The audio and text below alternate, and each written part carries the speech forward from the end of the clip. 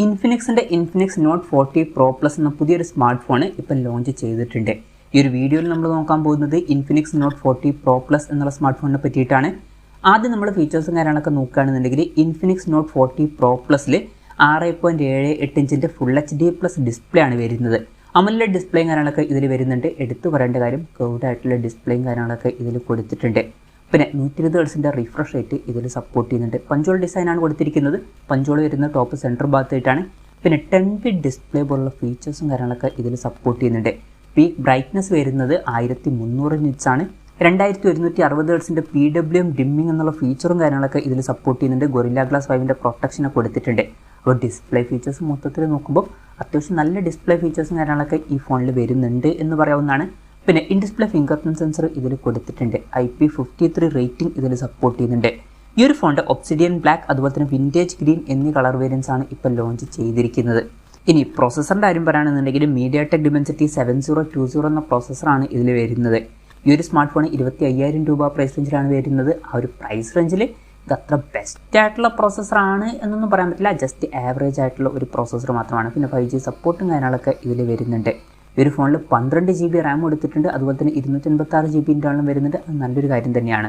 Virtual Ram എന്നുള്ള ഫീച്ചറും വരുന്നുണ്ട്. അതായത് എക്സ്ട്രാ റാം വേണ്ട സമയത്ത് ഇൻ്റർണൽ മെമ്മറിയിൽ നിന്ന് കുറച്ച് മെമ്മറി എടുത്തിട്ട് അത് റാമായിട്ട് യൂസ് ചെയ്യുന്നതായിരിക്കും. അങ്ങനെ 12 GB റാം വരെ എക്സ്ട്രാ നമുക്ക് ലഭിക്കുന്നതായിരിക്കും. LPDDR4Xൻ്റെ റാമും അതുപോലെ തന്നെ UFS 2.2 സ്റ്റോറേജ് ടൈപ്പും ഇതിൽ വരുന്നുണ്ട്. പിന്നെ മെമ്മറി എക്സ്പാൻഡ് ചെയ്യണമെന്നുണ്ടെങ്കിൽ മെമ്മറി കാർഡ് സ്ലോട്ടും കാര്യങ്ങളൊക്കെ കൊടുത്തിട്ടുണ്ട്. NFC എന്നുള്ള ഫീച്ചർ സപ്പോർട്ട് ചെയ്യുന്നുണ്ട്. ഫോൺ പെട്ടെന്ന് നീറ്റാതിരിക്കാൻ വേണ്ടിയിട്ട് VC ലിക്വിഡ് കൂളിംഗ് എന്നുള്ള ഫീച്ചർ വരുന്നുണ്ട്.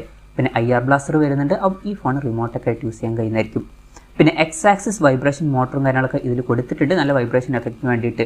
പിന്നെ JBL ട്യൂൺ ചെയ്തിട്ടുള്ള സ്റ്റീരിയോ സ്പീക്കേഴ്സാണ് ഈ ഫോണിൽ വരുന്നത്. Android 14 ബേസ് ആയിട്ടുള്ള XOS സോഫ്റ്റ്വെയർ ഇതിൽ കൊടുത്തിട്ടുണ്ട്. 2 കൊല്ലത്തെ OS അപ്ഡേറ്റും അതുപോലെ തന്നെ 3 കൊല്ലത്തെ സെക്യൂരിറ്റി അപ്ഡേറ്റ്സും കാര്യങ്ങളൊക്കെ ഇതിൽ ലഭിക്കുന്നതായിരിക്കും. ക്യാമറയുടെ കാര്യം പറയുകയാണെന്നുണ്ടെങ്കിൽ ഫോണിൻ്റെ പിന്നിൽ ട്രിപ്പിൾ ക്യാമറ സെറ്റപ്പാണ് കൊടുത്തിരിക്കുന്നത്. 108 mega pixel main camera sensor ഇതിൽ വരുന്നുണ്ട്. OSൻ്റെ സപ്പോർട്ടും കാര്യങ്ങളൊക്കെ വരുന്നുണ്ട്, നല്ലൊരു കാര്യം തന്നെയാണ്. പിന്നെ 2 മെഗാ പിക്സൽ ഡെപ്ത് സെൻസറും അതുപോലെ തന്നെ 2 മെഗാ പിക്സൽ മാക്രോ ലെൻസും ഇതിൽ കൊടുത്തിട്ടുണ്ട്. ഇതിൽ അൾട്രാ വൈഡ് ആംഗിൾ ലെൻസ് വരുന്നില്ല. ഈ ഒരു പ്രൈസ് റേഞ്ചിൽ അൾട്രാ വൈഡ് ആംഗിൾ ലെൻസ് നമ്മൾ എക്സ്പെക്ട് ചെയ്യുന്നുണ്ട്. അതും കൂടി ഉണ്ടായിരുന്നെങ്കിൽ കുറച്ചും കൂടി നന്നായേനെ. പിന്നെ ഫ്രണ്ടിൽ 32 മെഗാ പിക്സൽ സെൽഫി ക്യാമറയാണ് കൊടുത്തിരിക്കുന്നത്. പിന്നെ ബാറ്ററിയുടെ കാര്യം നോക്കുകയാണെന്നുണ്ടെങ്കിൽ 4600 mAhൻ്റെ ബാറ്ററിയാണ് ഈ ഫോണിൽ വരുന്നത്. 100 വാട്ടിൻ്റെ ഫാസ്റ്റ് ചാർജ് സപ്പോർട്ടും കാര്യങ്ങളൊക്കെ വരുന്നുണ്ട്. അത് നല്ലൊരു കാര്യം തന്നെയാണ്. പിന്നെ 20 വാട്ടിൻ്റെ വയർലെസ് ചാർജിങ് സപ്പോർട്ട് ഇതിൽ കൊടുത്തിട്ടുണ്ട്. അതുമാത്രമല്ല ചീറ്റ X1 ചിപ്പ് ഇതിൽ കൊടുത്തിട്ടുണ്ട്, ചാർജിങ് ഒക്കെ ഒന്നും കൂടി ബെറ്റർ ആക്കാൻ വേണ്ടിയിട്ട്. Type-C ചാർജിങ് പോർട്ടുമായിട്ടാണ് ഈ ഒരു സ്മാർട്ട് ഫോൺ വരുന്നത്. അപ്പം ഈ ഒരു പ്രൈസ് റേഞ്ചിൽ വയർലെസ് ചാർജിങ് പോലുള്ള ഫീച്ചേഴ്സൊക്കെ വരുന്നു എന്നുള്ളത് എടുത്തു പറയേണ്ട ഒരു കാര്യം തന്നെയാണ്. അപ്പോൾ ഈ ഒരു ഫോണിൽ അത്യാവശ്യം നല്ലൊരു ബാറ്ററി സെറ്റപ്പും കാര്യങ്ങളൊക്കെ വരുന്നുണ്ട് എന്ന് പറയാവുന്നതാണ്. അപ്പം ഇതൊക്കെയാണ് ഫീച്ചേഴ്സിനെ പറ്റി പറയാനുള്ള കാര്യങ്ങൾ. പിന്നെ ഈ ഒരു സ്മാർട്ട് ഫോൺ ഇപ്പം ഇന്ത്യൻ മാർക്കറ്റിൽ ലോഞ്ച് ചെയ്തിട്ടില്ല.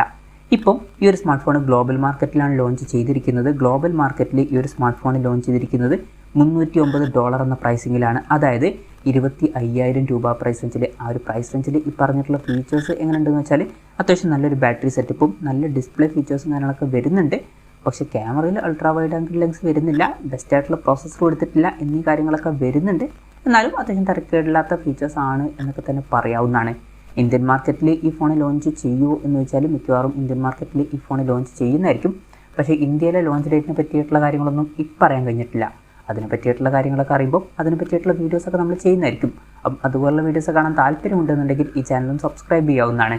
പിന്നെ ഇന്ത്യയിൽ ഈ ഫോൺ ലോഞ്ച് ചെയ്യുമ്പോൾ വില ഇത്രയും കൂടുതൽ വന്നോളണം എന്നില്ല. കുറച്ചും കൂടി കുറഞ്ഞൊരു പ്രൈസ് റേഞ്ചിലായിട്ട് ഈ ഫോൺ ഇന്ത്യൻ മാർക്കറ്റിൽ ലോഞ്ച് ചെയ്തേക്കാം. അപ്പോൾ നമ്മുടെ എക്സ്പെക്ടേഷൻ പറയുകയാണെന്നുണ്ടെങ്കിൽ ഒരു 20,000 രൂപ പ്രൈസ് റേഞ്ചിൽ അല്ലെങ്കിൽ 18,000 രൂപ പ്രൈസ് റേഞ്ചിലൊക്കെ ആയിട്ട് ചിലപ്പം ഈ ഫോൺ ഇന്ത്യൻ മാർക്കറ്റിൽ ലോഞ്ച് ചെയ്തേക്കാം. കൺഫർമേഷൻസ് ഒന്നുമില്ല, ജസ്റ്റ് നമ്മുടെ എക്സ്പെക്ടേഷൻ പറഞ്ഞു എന്നേ ഉള്ളൂ.